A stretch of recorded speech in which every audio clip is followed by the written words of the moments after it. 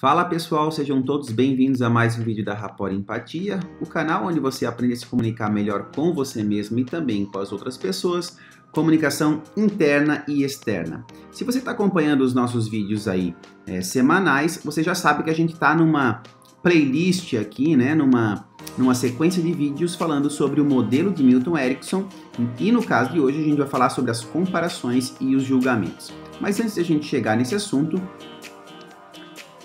é importante a gente saber da onde que a gente está partindo. Então, se você for ver os vídeos anteriores, a gente está partindo por todos esses padrões aqui do modelo de Milton Erickson. A gente falou então sobre o índice referencial inespecífico no vídeo 57 e a gente falou sobre o verbo inespecífico no vídeo 58.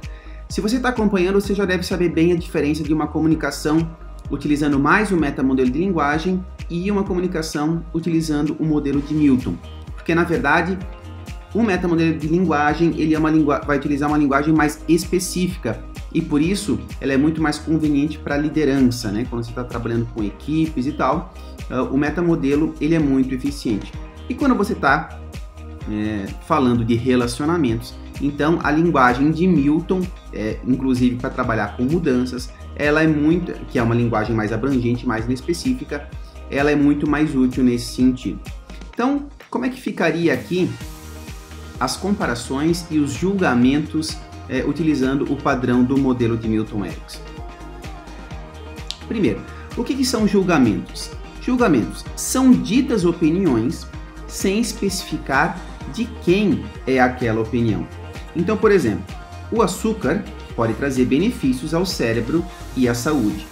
Uma pessoa que ouve isso aqui, principalmente numa comunicação em massa, ela pode absorver o que o mapa dela está preparado para absorver naquele momento. Se você não sabe que eu estou falando de mapas, é importante que você venha na nossa playlist de relacionamento interpessoal e venha aqui conhecer o vídeo número 2, tá? A visão correta da realidade, mapa não é o território. Então a pessoa ela vai absorver de acordo com o mapa dela daquele momento. E qual que é a expectativa dessa frase aqui? Qual que é a expectativa da sugestão? Bom, a pessoa ela não se dá conta que aquilo que está sendo dito é apenas a opinião emitida por alguém e que isso não estabelece uma verdade em todos os contextos. Então, por exemplo, vamos mudar aqui a situação. Eu vou colocar agora o porta-voz e você vai perceber se muda alguma coisa depois que você souber de quem que é a opinião dessa frase. Na opinião da indústria alimentícia, o açúcar pode trazer benefícios ao cérebro e à saúde. Então percebe que quanto mais específico é a frase, mais clareza ela te dá. E quanto menos específico, mais abrangente. Então esses aqui são os julgamentos. São ditas opiniões, mas você omite quem é que está dando aquela opinião.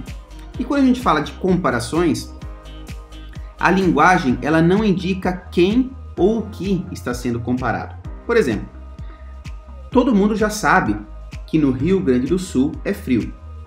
Uma pessoa que ouve isso, qual que é a expectativa da sugestão? A pessoa talvez ela não se torne consciente de uma comparação que está oculta, né? O que está oculto aqui, ó? Nesse caso aqui. Todo mundo já sabe que no Rio Grande do Sul é frio. Bom, é frio em relação a quê? E é frio para fazer o quê? Tudo bem, e até dá para entender a frase de quem está falando isso, né? No Rio Grande do Sul é frio em relação a talvez o Nordeste do Brasil, em relação ao Norte, em relação ao Sudeste, mas se você não conhece o Rio Grande do Sul, vai ter dias aí que o sol vai estar rachando, que inclusive é mais quente do que alguns dias do Nordeste. E aí eu pergunto para você, o Rio Grande do Sul é frio em relação à Antártida, por exemplo? É claro que não, mas está implícita nessa frase aqui, essa comparação. Todo mundo já sabe que no Rio Grande do Sul é frio. Então essa frase aqui, abrangente e inespecífica, não está sendo dita com o que nós estamos comparando.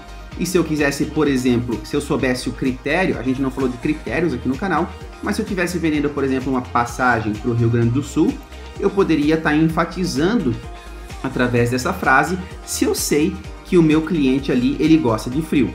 E se eu sei que o meu cliente não gosta de frio, certamente eu não vou estar iluminando esse ponto do frio, mas eu vou estar iluminando uma outra coisa. E a expectativa da sugestão é justamente essa, que a pessoa não se torne consciente de uma comparação que está oculta. Agora, qual que é o desafio do metamodelo? Eu aconselho fortemente que você assista o vídeo 39, porque foi ali exatamente que a gente falou das omissões / comparações. No caso agora, a gente está falando sobre o modelo de Milton, mas aqui a gente falou especificamente aqui no vídeo 39, tá? Metamodelo de linguagem, omissões / comparações. Então aqui você vai aprender tudo o que você precisa saber sobre as comparações, as omissões, falando especificamente do metamodelo. Nosso objetivo agora aqui é te mostrar como utilizar uma linguagem mais inespecífica e mais abrangente, que era exatamente isso que Milton Erickson fazia.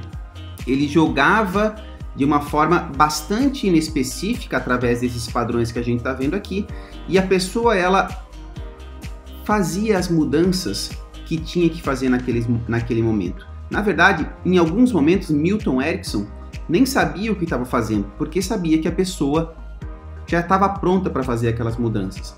Então, simplesmente, ele utilizava de uma linguagem inespecífica para que a pessoa pudesse, ela mesma sozinha, fazer as mudanças que ela precisava e queria fazer.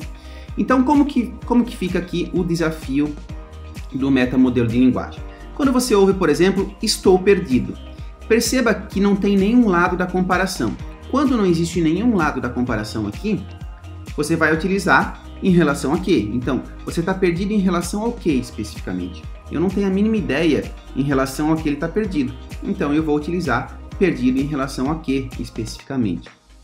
Ela é uma pessoa difícil. Ó, aqui nós já temos um lado da comparação. Ela é uma pessoa difícil. Legal, mas ela é difícil comparada com quem? Com quem que você está comparando quando você fala que ela é uma pessoa difícil? Ah, ela é uma pessoa difícil comparada às pessoas do meu convívio social. Ah, legal, então comparando com as pessoas do seu convívio social, ela é uma pessoa difícil. Mas, se você for perceber, se você for para uma outra cultura completamente diferente da sua, talvez você perceba que aquela pessoa que hoje você está julgando que é difícil, talvez ela não seja uma pessoa difícil, tão difícil assim, talvez muito mais fácil do que as pessoas de uma cultura completamente oposta que você vive hoje. Ele é melhor do que eu. Ele é melhor? Ele é melhor em relação a quê, especificamente? Ah, é porque ele fala melhor em público do que eu. Ah, legal, é interessante. Ele fala melhor em público do que você, mas isso não significa que ele seja melhor do que você em todos os contextos e em todas as habilidades. Você viu nesse vídeo aqui o modelo de Milton Erickson e aprendeu as comparações e os julgamentos, uma linguagem mais inespecífica, onde você pode estar utilizando nos seus relacionamentos em geral, e o metamodelo de linguagem quando você está trabalhando num contexto de liderança. Se você gostou desse vídeo aqui, a gente vai continuar a passar por todos esses padrões aqui. No próximo vídeo a gente vai falar sobre nominalizações, relações de causa e efeito, quantificadores universais, equivalência complexa, leitura mental, operadores modais, as pressuposições. E se você gostou, você pode se inscrever no nosso canal, ativar o sininho para que você não perca nenhum vídeo no futuro, e a gente se vê no próximo vídeo, onde a gente vai falar do próximo padrão do modelo de Milton Erickson de comunicação.